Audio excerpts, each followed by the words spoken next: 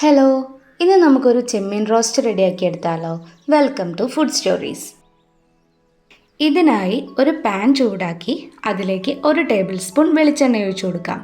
വെളിച്ചെണ്ണ നന്നായി ചൂടായി വരുന്ന സമയത്ത് ഒരു മീഡിയം സൈസുള്ള സവാള ചെറുതായി അരിഞ്ഞതും അതിലേക്ക് ഒരു 6-8 വെളുത്തുള്ളി അല്ലിയും ഒരു ചെറിയ കഷ്ണം ഇഞ്ചിയുടെ പീസും 1/2 ടീസ്പൂൺ അളവിൽ ചെറിയ ജീരകവും 1/2 ടീസ്പൂൺ അളവിൽ കുരുമുളകും ചേർത്തിട്ട് ഇതിനൊന്ന് വഴറ്റിയെടുക്കാം. സവാളയും ബാക്കി ഇൻഗ്രീഡിയൻസും എല്ലാം നന്നായി ഒന്ന് വഴന്നു വരുമ്പോൾ ഇനി നമുക്കിതിനെ ഫ്ലെയിം ഓഫ് ചെയ്തിട്ട് ഒരു മിക്സിയുടെ ജാറിലേക്ക് മാറ്റി ഒന്ന് അരച്ചെടുക്കാം. അരച്ച് വെച്ചതിനെ ഒന്ന് മാറ്റി വയ്ക്കാം. ഇനി അതേ പാനിലേക്ക് 2 ടേബിൾ സ്പൂൺ വെളിച്ചെണ്ണ ഒഴിച്ചു കൊടുക്കാം.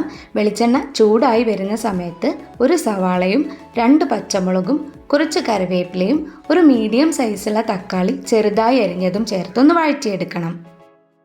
മീഡിയം ഫ്ലെയിമിലിട്ടിട്ട് വേണം നമ്മളൊന്ന് വഴറ്റിയെടുക്കാൻ. എന്നിട്ട് ഇതുപോലെ എല്ലാം വഴന്ന് നല്ല രീതിയിലായി വരുന്ന സമയത്ത് നമ്മൾ നേരത്തെ അരച്ച് വെച്ചിട്ടുള്ള അരപ്പ് ഇതിലേക്ക് ചേർത്ത് കൊടുക്കാം. അരപ്പ് ചേർത്തിട്ട് ഒരു 1-2 മിനിറ്റ് ഇതിൻ്റെ പച്ചമണം മാറുന്നത് വരെ ഒന്ന് ഇളക്കി കൊടുക്കണം. ഇനി ഇതിലേക്ക് മസാലകൾ ചേർത്ത് കൊടുക്കാം.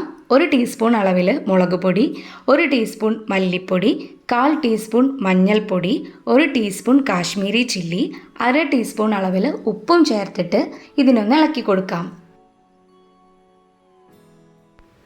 മസാലയുടെ പച്ചമണമൊക്കെ മാറി വരുന്ന സമയത്ത് നമ്മൾ ക്ലീൻ ചെയ്ത് വെച്ചിട്ടുള്ള 500 ഗ്രാം ചെമ്മീൻ ഇതിലേക്ക് ചേർത്ത് കൊടുക്കണം. ചെമ്മീൻ ചേർത്ത് കൊടുത്തതിന് ശേഷം മസാല എല്ലാ ഭാഗത്തേക്കും ആവുന്ന രീതിയിൽ ഇതിനൊന്ന് വഴറ്റിയെടുക്കണം.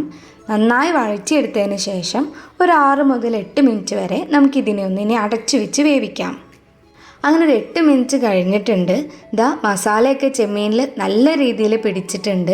ഇതിലെ വെള്ളമൊക്കെ വറ്റി നല്ല ഡ്രൈ ആയി വന്നിട്ടുണ്ട്. ഇനി ഇതിലേക്ക് ഒരു 1/4 ടീസ്പൂൺ അളവിൽ ഗരം മസാലയും കുറച്ച് മല്ലിയിലയും കൂടെ ചേർത്തിട്ട് ഇതിനെ നമുക്ക് ഒന്നും കൂടി ഒന്ന് വഴറ്റിയെടുക്കണം.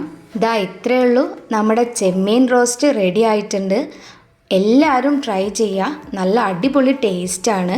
വീഡിയോ ഇഷ്ടപ്പെട്ടാൽ ചാനൽ സബ്സ്ക്രൈബ് ചെയ്യാനും സപ്പോർട്ട് ചെയ്യാനും മറക്കരുത്.